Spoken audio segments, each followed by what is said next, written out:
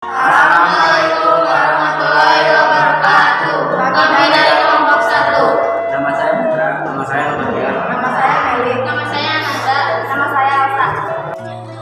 Alkisah pada zaman dahulu, di tanah Parahyangan pada sebuah kerajaan yang dipimpin oleh seorang baginda raja yang ditemani oleh seorang ratu yang hanya memiliki seorang putri.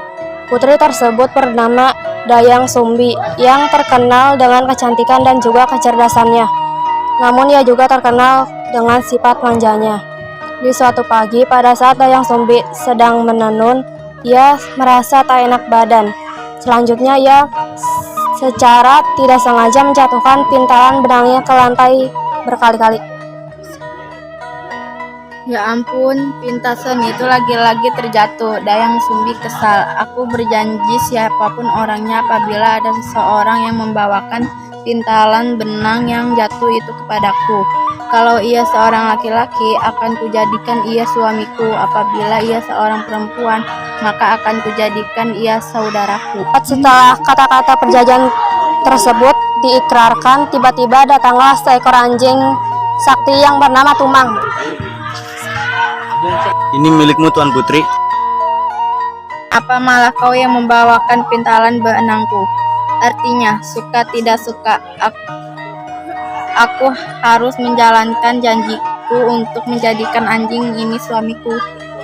Selanjutnya, Dayang Sumbi dan seekor anjing yang bernama Tumang hidup berbahagia dalam mahligai rumah tangga. Dalam rumah tangga mereka, Dayang Sumbi dan Tumang dikaruniai seorang anak laki-laki yang gagah dan tampan. Anak tersebut tumbuh dan berkembang layaknya seperti seorang anak laki-laki pada umumnya. Anak laki-laki ini dinamakan Sang Kuryang. Dalam perjalanan perkembangan pertumbuhan Sang Kuryang, keseharian Sang Kuryang selalu ditemani oleh Tumang yang selama ini ia ketahui hanyalah seekor anjing biasa yang selalu setia menemaninya, bukanlah sebagai ayah kandungnya. Dalam perjalanan waktu yang senantiasa bergulir, Sang Kuryang berkembang dan tumbuh menjadi seorang pemuda yang tampan, rupawan, dan gagah. Pada suatu hari, ketika Dayang Sumbi memanggil putranya Sang Kuryang. Ananda Sang Kuryang, ibu saat ini sangat ingin memakan daging menjangan. Pergilah sekarang kau ke hutan untuk berburu rusa dan ajaklah si Tumang bersama dirimu. Baiklah ibundaku. Setibanya Sang Kuryang di tengah hutan, Di mana aku bisa memperoleh seekor menjangan yang besar. Aku tidak akan kembali pulang setelah membawa hasil yang memuaskan. Jika aku tidak membawa hasil, maka dengan sangat terpaksa akan aku pujamkan anak panah ini ke Tunuh Kumang sebagai ganti hewan buruan yang tak kunjung kudapatkan. Lalu Sang Kuryang mengarahkan busurnya ke arah si Tumang. Dan benar saja ia telah melakukannya. Tumang pun terkena anak panah Sang Kuryang dan tak lama kemudian si Tumang pun sekarat dan akhirnya mati. Begitu Sang Kuryang tiba di rumah, ia langsung menyerahkan anjing Tumang kepada ibunya. Ini adalah daging menjangan yang besar hasil buruanku. Terima kasih banyak anakku, kau sangat piawai sekali dalam berburu menjangan. Beberapa saat setelah makan selesai, Dayang Sumbi teringat akan si Tumang. Di mana ya si Tumang? Kenapa ia belum pulang juga? Sang Kuryang, kemarilah nak. Iya bunda, ada apa gerangan? Kau tahu di mana si Tumang? Kenapa ia belum pulang juga? Maafkan aku ibunda, Tumang telah mati di tanganku. Daging yang ibu makan bukanlah daging menjangan, tapi daging itu adalah milik Tunang. Apa kau bilang jadi yang kau suguhkan pada ibumu kemarin adalah daging si Tumang?